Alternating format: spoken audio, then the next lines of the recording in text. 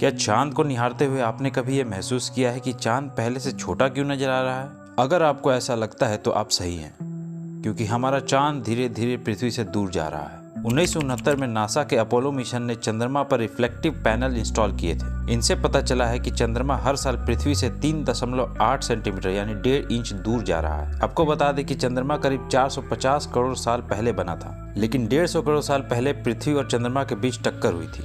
इस टक्कर के बाद से ही चंद्रमा धीरे धीरे पृथ्वी से दूर जा रहा है। वैज्ञानिकों ने हाल ही में घटते हुए चंद्रमा के प्राचीन रहस्य खोलने के लिए एक जगह खोजी है। यह जगह चांद पर नहीं बल्कि पृथ्वी पर ही है। वैज्ञानिक प्राचीन चट्टान की परतों से चांद को समझने की कोशिश कर रहे हैं, क्योंकि चांद असल में पृथ्वी का ही तो अंश है। पश्चिमी ऑस्ट्रेलिया में खूबसूरत कारिजिनी नेशनल पार्क में 250 करोड़ साल पुरानी लयबद्ध तलछट पहाड़े हैं।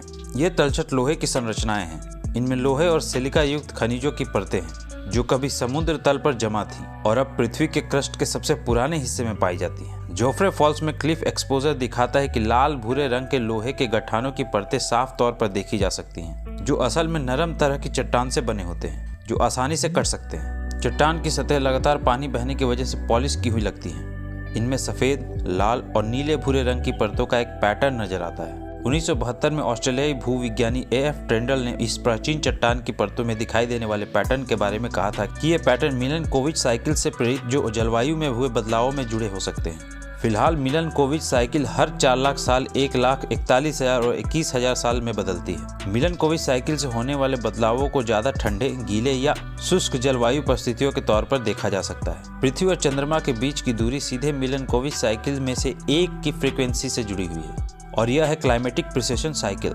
ऑस्ट्रेलिया चट्टानों में अलग अलग साइकिल बेहतर तरीके से दिखाई देती है। इसका अध्ययन करने पर पाया गया कि चट्टानों में देखे गए 11,000 साइकिल शायद क्लाइमेटिक प्रिसेशन साइकिल से जुड़ी है, जिसकी अवधि अभी 21,000 साल की तुलना में बहुत कम है। इस संकेत का इस्तेमाल 246 करोड़ साल पहले पृथ्वी और चंद्रमा के बीच की दूरी का पता लगाने के लिए किया गया। नतीजों में पाया गया कि तब चंद्रमा पृथ्वी से 60,000 किलोमीटर करीब था। तब दिन अभी की तुलना में छोटा था, 24 घंटे के बजाय करीब 17 घंटे का ही। ये सोचना थोड़ा काल्पनिक हो सकता है कि चांद पृथ्वी से दूर चला जाएगा, लेकिन यह सच है।